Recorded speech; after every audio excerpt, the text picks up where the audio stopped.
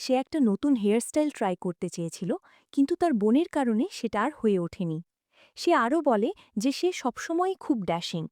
শানকাই পাল্টা জবাব দেয় যে ড্যাশিং শব্দটা জেন্টলম্যানদের জন্য মানায়, যা সে একেবারেই নয়। রেগে গিয়ে সে জিজ্ঞেস করে শানকাই কি তাকে নিয়ে মজা করছে। শানকাই সপাটে স্বীকার করে যে সে সত্যিই তাকে নিয়ে মজা করছিল। ঠিক তখনই দাওমিংয়ের বন্ধু এসে জানায় যে তাংজিং ফিরে এসেছে। এটা শুনে সে দ্রুত সেখান থেকে চলে যায়।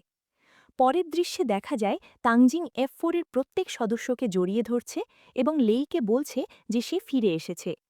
তাদের এভাবে জড়িয়ে ধরতে দেখে শানকাই মনে খুব কষ্ট পায় এবং ভাবে তাংজিংই হয়তো সেই মেয়ে যাকে লেই পছন্দ করত। এরপর দৃশ্যটি বদলায়, যেখানে F4 তাংজিংয়ের সাথে ডিনার করছে। সে দাওমিংকে জিজ্ঞেস করে তার দিদি কোথায়। দাওমিং জানায় সে বিয়ে করে বিদেশে চলে গেছে। তাংজিং বলে দিদি ছাড়া সে নিশ্চয়ই খুব একা বোধ করছে। ঠিক তখন সিমেন মাঝখান থেকে বলে ওঠে যে শানকাই নামের এক মেয়ে এখন দাওমিংয়ের পুরো মনোযোগ কেড়ে নিয়েছে। দাওমিং রেগে গিয়ে বলে শানকাইয়ের সাথে যেন তার দিদির তুলনা না করা হয়। এরপর সে লেইকে জিজ্ঞেস করে সে এত চুপ কেন, এবং তাকে ইন্ট্রোভার্ট বা একলাচোরা বলে খ্যাপায়। তাংজিং লেইয়ের পক্ষ নিয়ে বলে তাকে বিরক্ত না করতে, কিন্তু লেই রেগে গিয়ে বলে সে মোটেই একলাচোরা নয়। সে উল্টো তাংজিংকে জিজ্ঞেস করে সে কেন ওইসব অসভ্য ছবি তুলেছে। তাংজিং উত্তর দেয় যে তার ছবিগুলো পছন্দ হয়েছে। লেই বলে তার এগুলো একদম ভালো লাগেনি এবং সে ওই ধরনের মেয়ে নয়।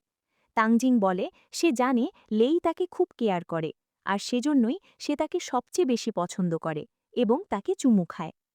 পরের দিন শানকাই লেই আর তাংজিংকে একসাথে কলেজে দেখে ভাবে লেই তো কখনোই তার ছিল না, তাই এখন থেকে সে নিজের পড়াশোনা আর কেরিয়ারে মন দেবে। দাওমিং তার কাছে আসে, কিন্তু চেন বাধা দিলে তাকে ধাক্কা দিয়ে সরিয়ে দিয়ে শানকাইকে বলে সে তাকে খুব জরুরি কিছু দেখাতে চায়। শানকাই মানা করে দেয় এবং বলে সে তার মায়ের হাতের লাঞ্চ খেতে যাচ্ছে। সে আরও যোগ করে যে দাওমিংয়ের মতো ধনীরা এর কদর বুঝবে না। পরে শানকাই চেনের সাথে গেম খেলে, যা দেখে দাওমিং হিংসা বোধ করে।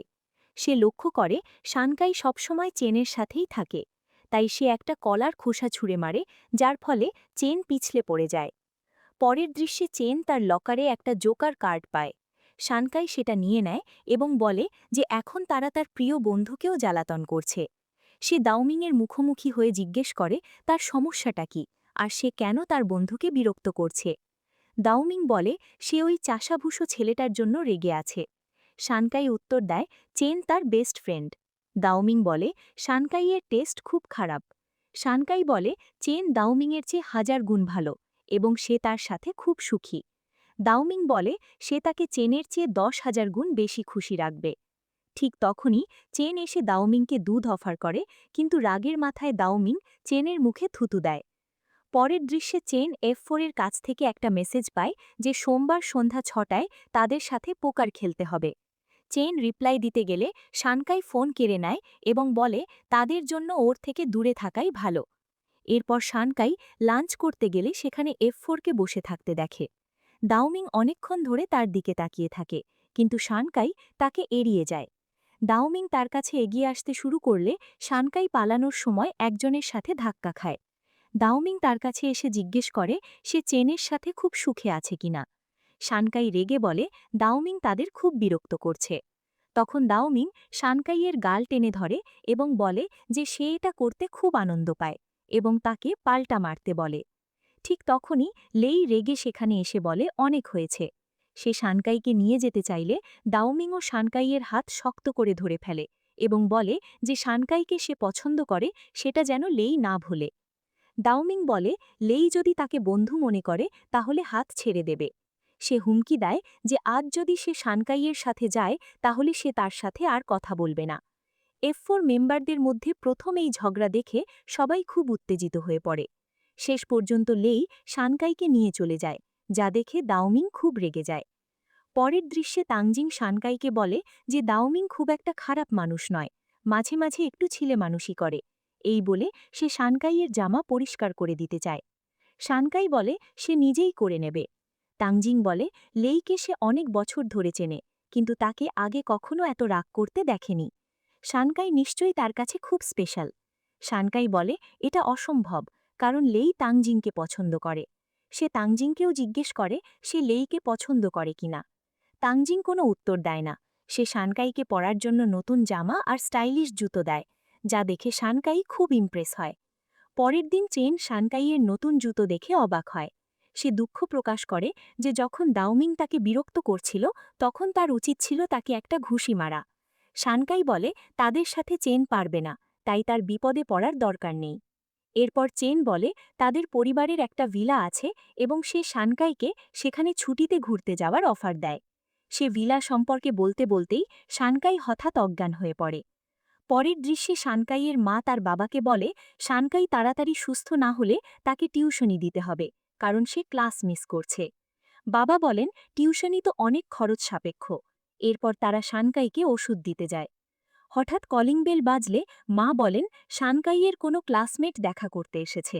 শানকাই ভাবে নিশ্চয়ই চেন এসেছে। মা বলেন ছেলেটি দেখতে খুব হ্যান্ডসাম। বাইরে এসে শানকাই দেখে যে সে আসলে দাওমিং। সে রেগে গিয়ে তাকে বাড়ি থেকে বেরিয়ে যেতে বলে।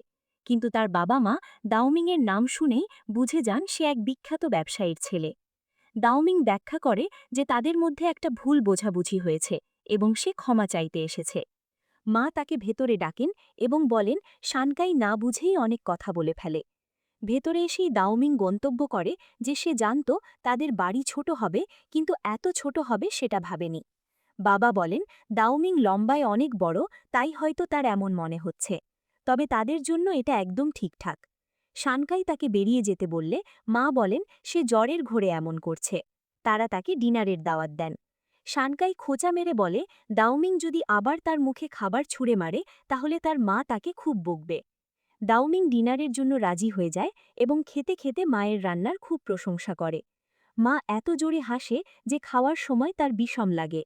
শানকাই অবাক হয়ে দেখে দাওমিং প্রথমবার এতটা ভদ্রভাবে আচরণ করছে। সে মনে মনে ভাবে সে কি তাকে আবার কোনো ধোঁকা দেওয়ার চেষ্টা করছে। খাওয়া শেষ করে দাওমিং চলে যাওয়ার প্রস্তুতি নেয়। মা শানকাইকে বলে তাকে একটু এগিয়ে দিতে আসতে। শানকাই আপত্তি করলেও শেষ পর্যন্ত যেতে বাধ্য হয়। বাইরে এসে দাওমিং বলে তার বাবা মা তাকে খুব পছন্দ করেছেন। শানকাই বলে এবার নাটক বন্ধ করে বলো কেন এসেছ। দাওমিং তার জ্বর চেক করে এবং কর্কশ গলায় বলে যে গরমকালে আবার কার জ্বর হয়। শানকাই আবারও জিজ্ঞেস করে সে কেন এসেছে। এই পর্বটি এখানেই শেষ।